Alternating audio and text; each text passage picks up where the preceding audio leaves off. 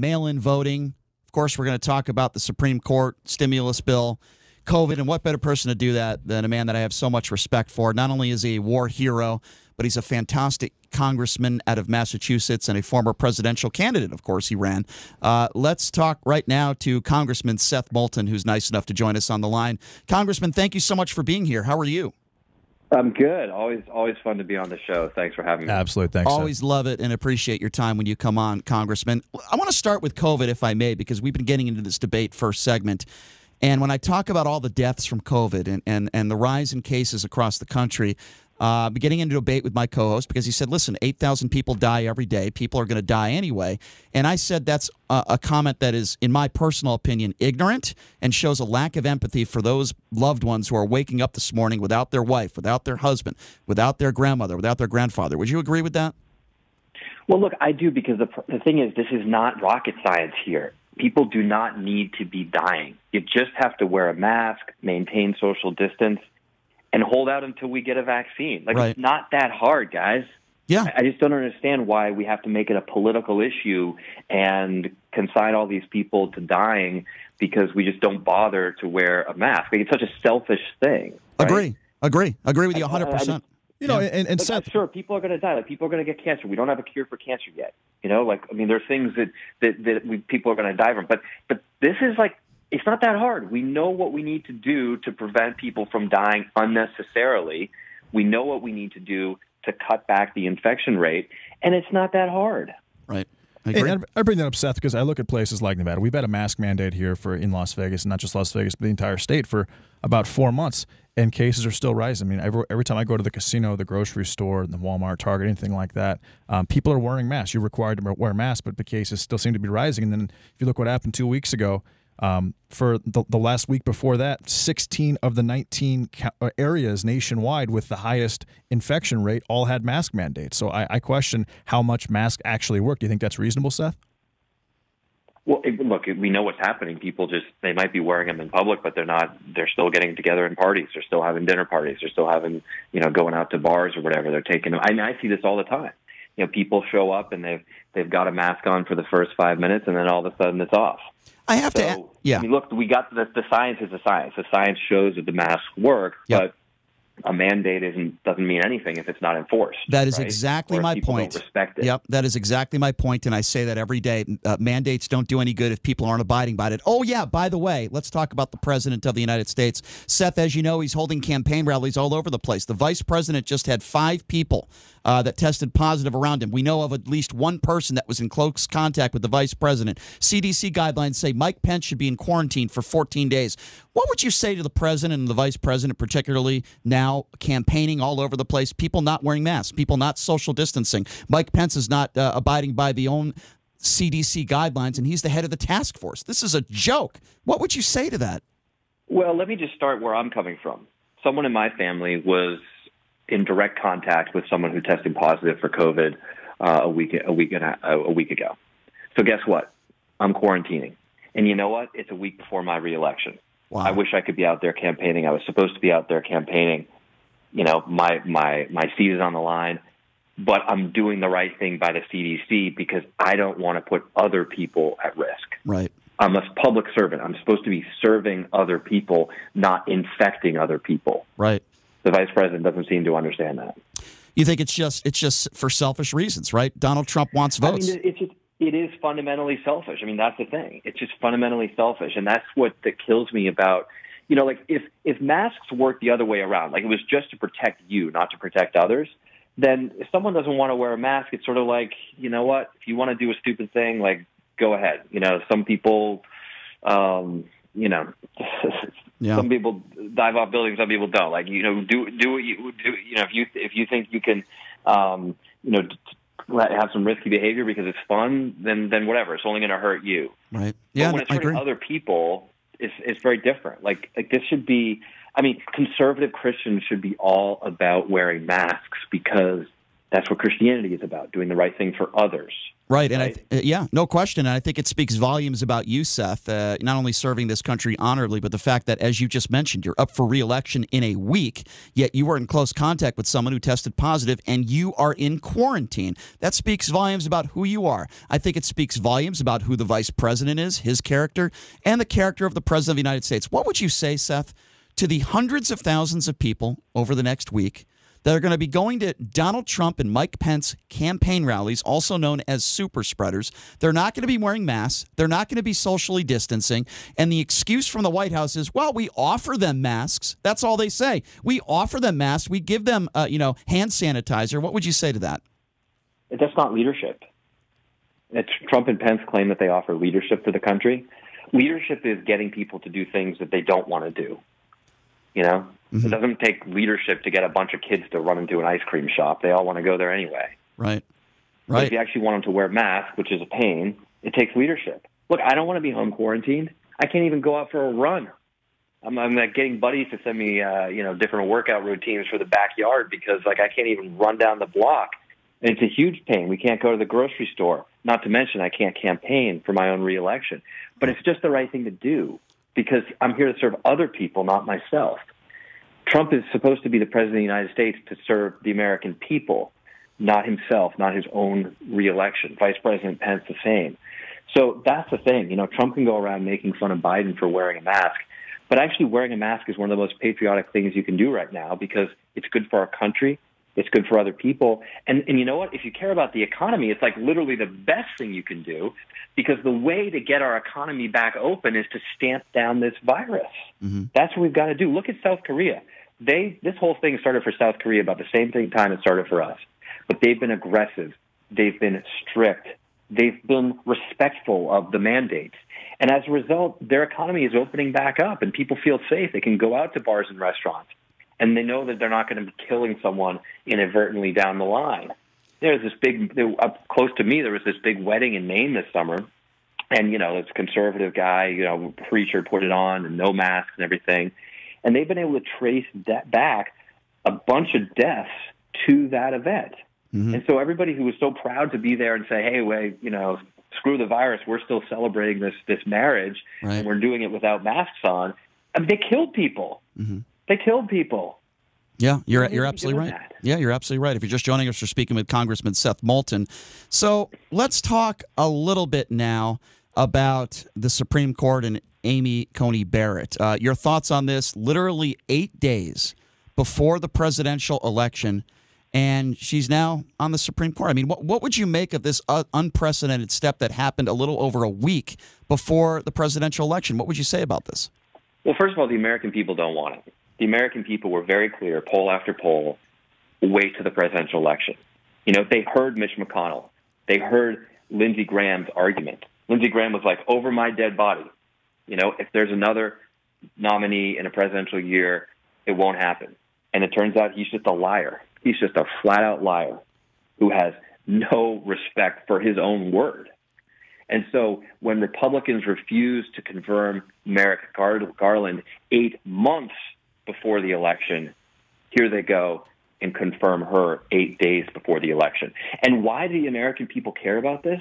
Because we know that our health care is on the line, that she is happy to get rid of the Affordable Care Act and does not want anybody to have the right to have an abortion. Seth, can you talk a little bit more? I want you to go into detail about that. Seth, she made it very clear during her hearings that she has absolutely no personal bias towards either of those things. So why do you think that? Why do you say that so confidently that you think that she is going to get rid of Obamacare as well as the Affordable Health Care Act and as well as overturn Roe versus Wade? Because just look at her judicial history. I mean, she was actually chosen. I mean, Brett Kavanaugh. I mean, who's a disaster. I mean, I wouldn't want Brett Kavanaugh, within 2 counties of my kids. Example he set. Neither would I. Okay. Brett Kavanaugh was chosen over her because she was deemed too conservative, just like a couple years ago. Mm-hmm. So, I mean, look, I can't read her mind. That's a fair point. Okay, I can't read her mind, but I mean, just look at everything that's been written about her and her background and everything else. I mean, she's ultra conservative. This is her. These are her beliefs. Sure, and I agree. And so American people know this. I mean, look. I'll bet you a six-pack, and we can revisit this if these things come up for before the Supreme Court. And if I owe you a six-pack of beer, you pick whatever you want. But I think I like it's pretty obvious that she's just ultra-conservative here, and that's not what the American people want. The Supreme Court is supposed to be, above politics, but it is not at all representative of the views of the American people right now because it's just skewed so conservative. I'm not like anti-conservative. I mean, try to find a more bipartisan member of Congress, all right? But we've got to have a balance here, and it's totally out of whack when you jam through her nomination. Well, but if you look at what happened in 2016, Merrick Garland, if the Democrats controlled the Senate, he would be a sitting justice. Yes, it's 8 days before an election, but it's still an election year. There have been 29 times during during election years that this has happened. And 17 of the 19 when the president and the Senate were controlled by the same party, the candidate was confirmed. 1 out of 10 when the president and the Senate were controlled by different parties, the candidate was not confirmed. I mean, what really is the difference between now and 2016 besides the fact that the Republicans control the Senate? I mean, you can't tell me that Merrick Garland would not be a sitting justice today if Democrats controlled the Senate in 2016. The difference is Merrick Garland would be a sitting justice, and I guarantee you he would have gotten some Republican votes because he was a consensus candidate. And you've got to go back to what was it, like 1839 or something like that? 1869 to find a Supreme Court nominee who was confirmed without any bipartisan support.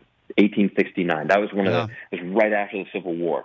Good. That's a great point. One of the most contentious times in American history. Yep, that's a great point you bring up. Seth, are you for or against packing the court? AOC came for it yesterday.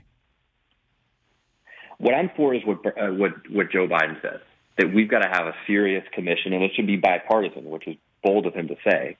It should be bipartisan to determine how we get the Supreme Court out of politics. Because when I was growing up, I mean, I was no constitutional scholar, but it seemed to me that the Supreme Court was really above politics. Like, people really respect it. Like, oh, geez, I know the Republicans are saying this and Democrats are going to say that, but what's the Supreme Court going to say? They're really going to have they're going to do what's right for the country. You sure? And people don't feel that way right now about the Supreme Court because of the way that Mitch McConnell has politicized it. Sure. The goal used to be, whether you're a Republican leader of the Senate or a Democratic leader of the Senate, the goal used to be, let's confirm a Supreme Court justice that the vast majority of the Senate supports, because everyone just says, hey, I don't agree with everything she says or he says, but that's an honorable person that we can respect. Right.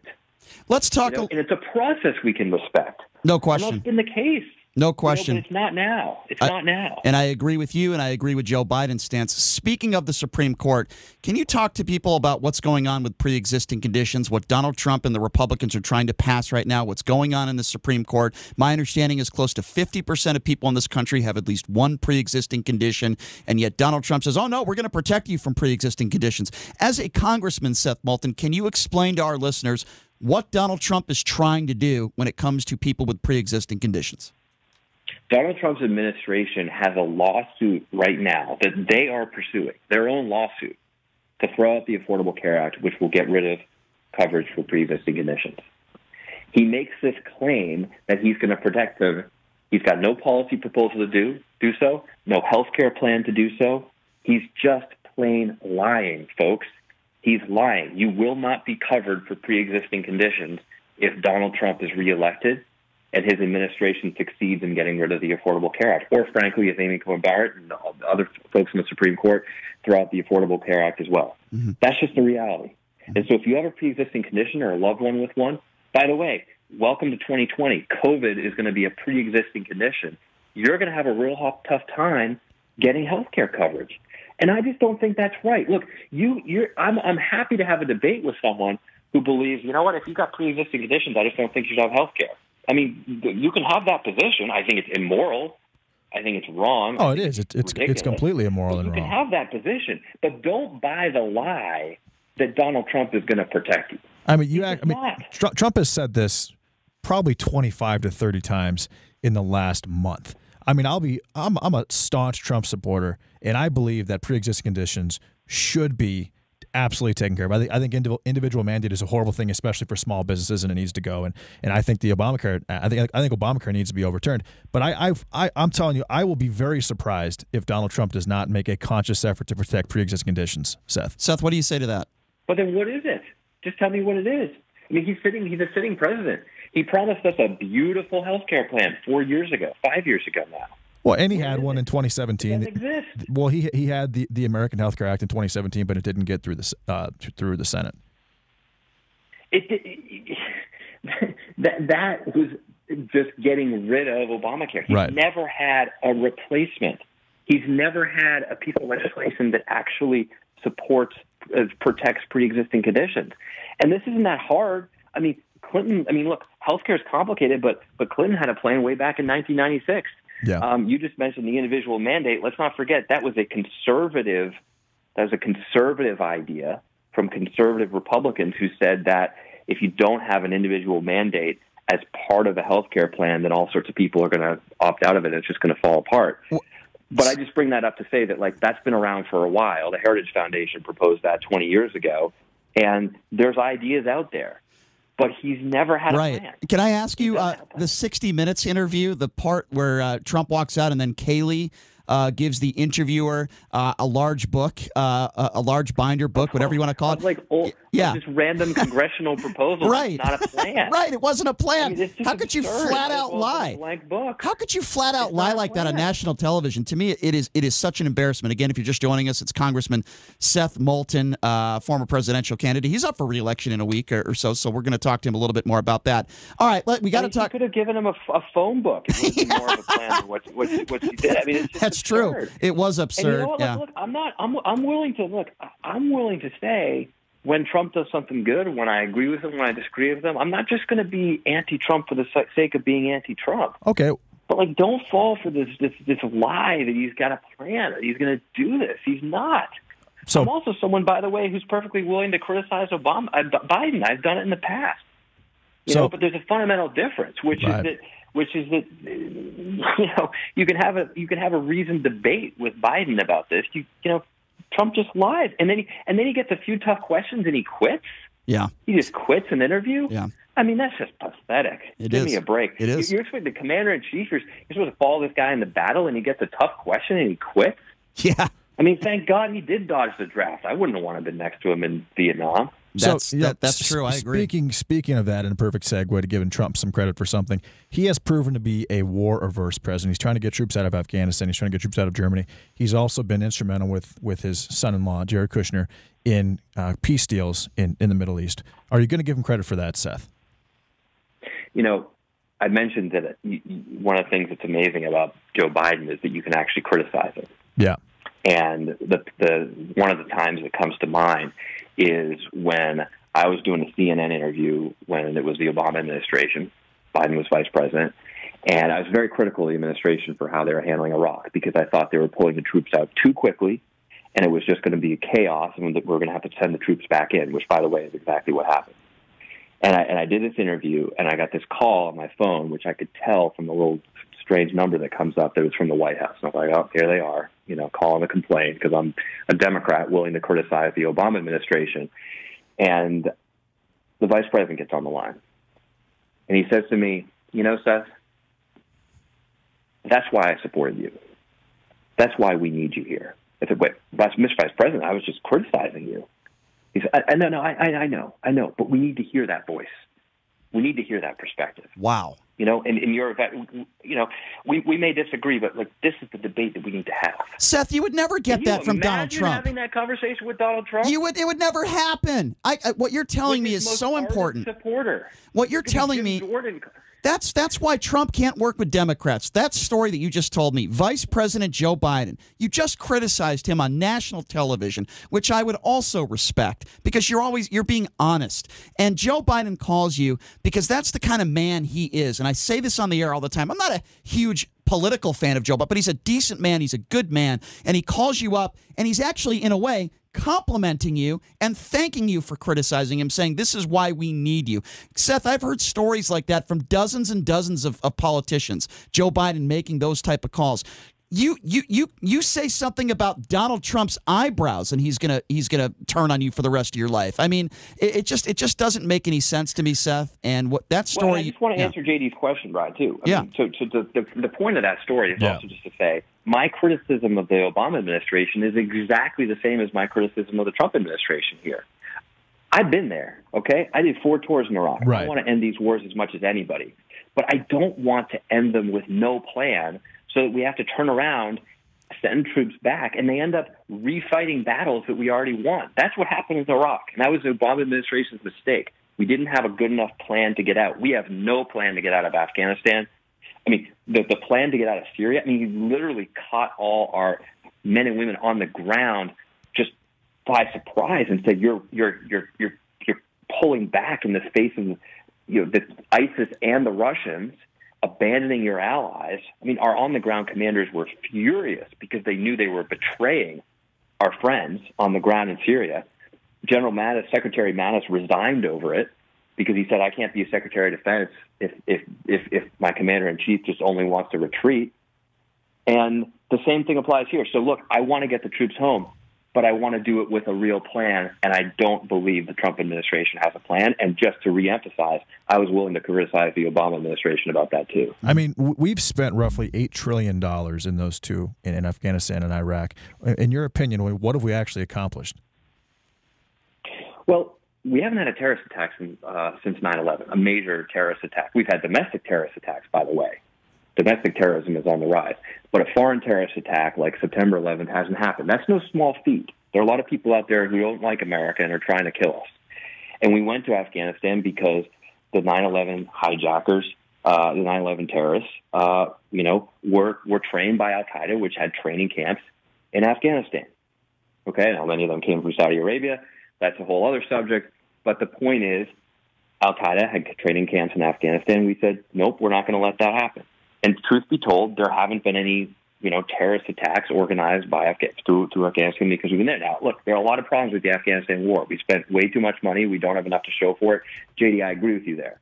But don't gloss over the fact that a lot of Americans are alive today because we haven't had terrorist attacks, and that's what we went there to do. Sure. Now, Bush's rationale for going into Iraq, I mean, that was pretty flimsy. Right? Agree. But again, we can't just let the whole place fall apart because, there are more terrorists in Iraq now than there were when we started, and we don't want that situation to get out of control. So the reality is, look, this is a complex world, and there are Americans, good young Americans, risking their lives every single day out there to keep us safe. Let's just make sure we have their backs. Absolutely. Having their backs means getting them what they need to finish the job. Absolutely. Not quit before it's done. Very well said. Seth, we only have a few minutes left, so I just want to say this. I know you're up for re-election in a week, and this is my personal opinion, and trust me, I'm not a big fan of a lot of politicians out there. To me, you are everything that citizens should want in a politician. I know you're a modest guy, but you're a war hero. You're extremely well educated. Right, I'm not a war hero. Well, I know you're a modest guy, but anybody, Seth, who risks their life for this country is a hero. You're extremely well educated. And 4 tours that's a good chunk of your life. Seth. And the awards speak volumes and the medals you've received, but you're also extremely well educated. You're well spoken, and that story you told about being able to criticize both sides of the aisle. We need more of that in Washington, Seth. You're that guy. So we only have a few minutes left here. Talk to me about your re-election campaign. I know you're up for this in a week or so. Talk to me a little bit about how that has gone. I know you're in quarantine right now, but I want you to talk to the listeners a little bit about that, your accomplishments, and being up for re-election.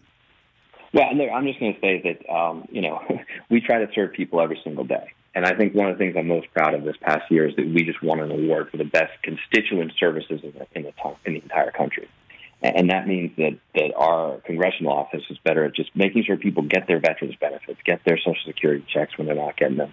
And, that's just about being committed to public service. And so what I've been doing a lot of the last few years is trying to get other veterans elected to Congress who understand this, who understand what it means to truly serve the country. Because if we had more people in Washington who believed in that, who understood what service is really about, what servant leadership means, then I think Congress would be a little bit better. It wouldn't be perfect. There'd still be good debates and disagreements.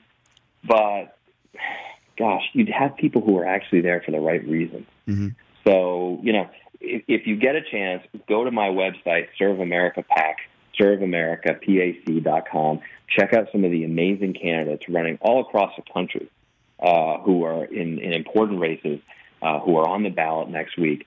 And no matter who you are, get out and vote. Seth, get out and vote. Seth, well said, my friend. I have no doubt that you are going to be reelected. Your accomplishments speak for themselves, quite frankly. Always appreciate it when you take some time to join us, as always, Seth. Please stay safe, you and your family. Hope you get out of quarantine soon. And we look forward to talking to you down the road. I have no doubt you're going to be reelected, and look forward to talking to you again soon, my friend. Thank you so much. Always a pleasure, guys. Thanks. Thanks a lot, Seth. That Enjoyed is it. a true hero, ladies and gentlemen. And I know he's a modest guy.